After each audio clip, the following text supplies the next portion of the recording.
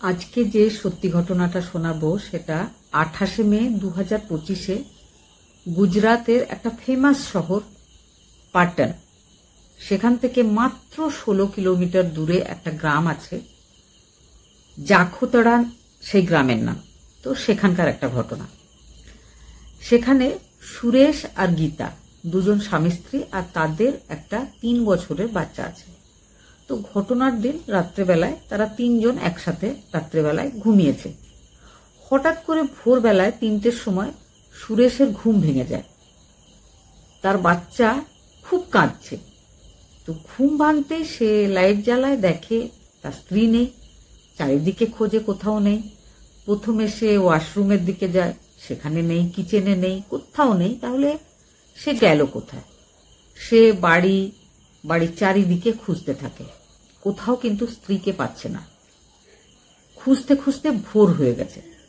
যখন ভোর হয়ে এসছে তখন সে বাড়ির পেছনে একটা বাগান টাইপের জায়গা ছিল, সেখানে ধীরে ধীরে এগিয়ে টর্চ নিয়ে দেখছে।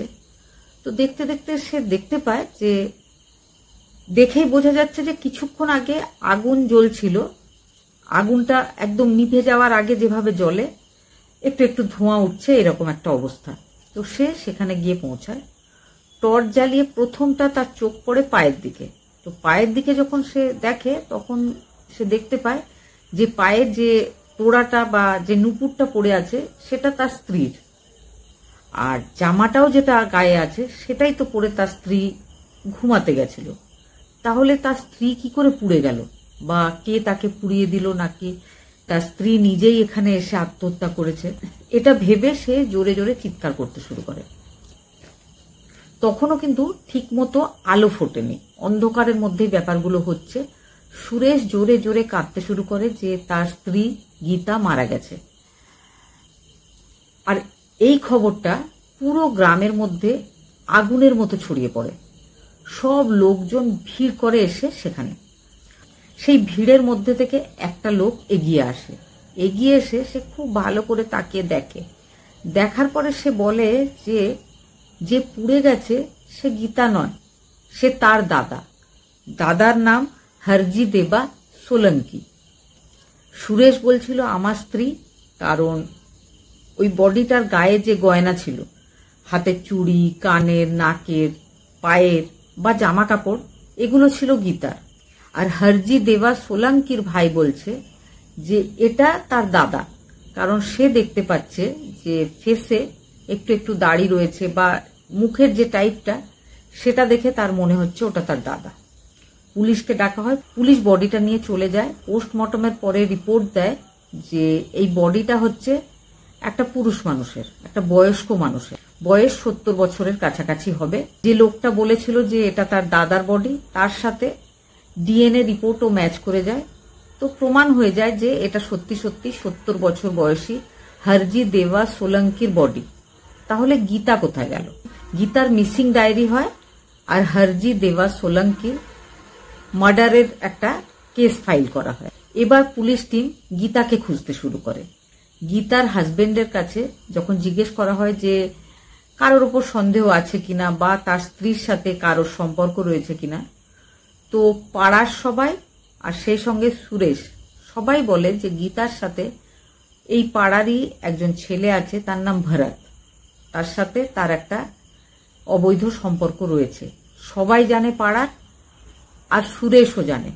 মাঝে মাঝে গীতার সাথে সুরেশের এই ব্যাপারে ঝামেলা হয়, কিন্তু গীতা কোনোভাবেই শোনে না। গীতা সব সময় কোনো না কোনোভাবে সুযোগ খুঁজতে থাকে সেই ভরতের সাথে দেখা করার। এবার সারা গ্রামের লোকজনেদের বুঝতে বাকি থাকে না যে গীতা ভরতের সঙ্গে পালিয়ে গেছে। ভরতের ফোন নাম্বারটা যখন ট্রেস করে পুলিশ, পালনপুর বলে একটা রেলওয়ে স্টেশন, যেটা তাদের গ্রাম থেকে বেশ খানিকটা দূরে, সেখানে তাদের লোকেশনটা দেখা যায়। সেখানকার পুলিশকে খবর দেওয়া হয়। তারা ইমিডিয়েটলি সেই পুলিশ স্টেশনে সেই জায়গাতে পৌঁছে যায়। গিয়েই তারা একসাথে ভরত আর গীতাকে অ্যারেস্ট করে। তারা এখান থেকে দূরে কোথাও চলে যাবে বলেই প্ল্যানিংটা করেছিল। তাদেরকে ধরে যখন পুলিশ স্টেশনে আনা হয়, তাদেরকে জিজ্ঞেস করা হয় যে গীতা যে পালিয়ে গেল, তাহলে গীতার জামা কাপড় বা গয়নাগুলো হরজি দেবা সোলঙ্কির বডিতে এলো কি করে? প্রথম দিকে তারা কিছু না বলতে চাইলেও পরের দিকে তারা বলে যে গীতা আর ভরত দুজনে মিলে প্ল্যানিং করেছিল যে গীতা ভরতের সাথে পালিয়ে যাবে, অন্য কোথাও গিয়ে ঘর সংসার করবে। কিন্তু বাড়ির লোকজন যদি বুঝতে পারে যে গীতা পালিয়ে গেছে, তাহলে গীতাকে তারা খোঁজার চেষ্টা করবে।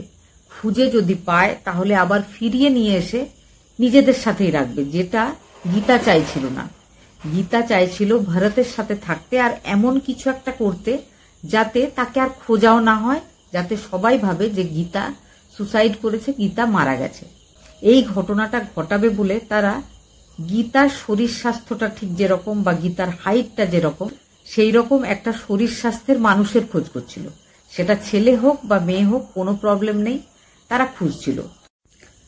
গীতার আর ভরতের মনে পড়ে যে তাদের পাড়াতে একজন দলিত বৃদ্ধ, দলিত মানে আমাদের সমাজ যাদেরকে একটু নিম্ন বর্ণের বলে মনে করে, ভরত জোর করে সেই দলিত বৃদ্ধকে তার বাড়ি থেকে তুলে নিয়ে চলে আসে।